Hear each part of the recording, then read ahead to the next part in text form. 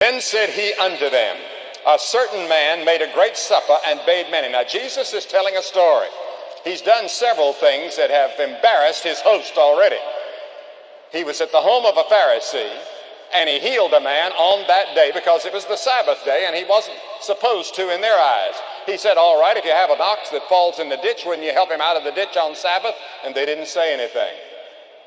And they knew that he had them. And then he also told another story about a wedding. Then he tells this story. A certain man made a great supper, and he bade many. In other words, he invited many, and sent his servant at supper time to say to them that were bidden, come, for all is now ready. They used to send their invitations out weeks in advance, and then on a day or two before the dinner, they sent another invitation, a more personal invitation to come.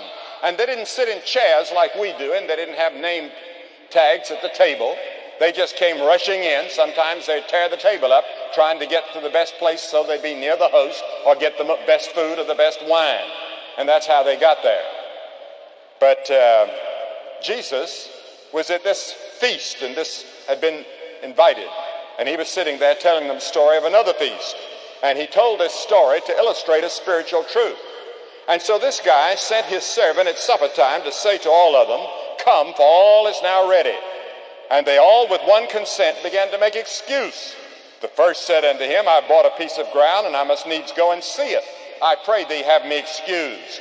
And another said, I bought 5 yoke of oxen, and I go to prove them. I pray thee have me excused. And another said, I've married a wife, and therefore I cannot come. So that servant came and showed his lord these things.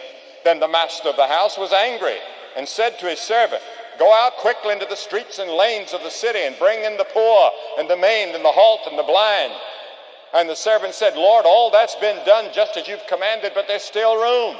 And the Lord said unto the servant, go out into the highways and hedges, and compel them to come into my house, and that they may be filled.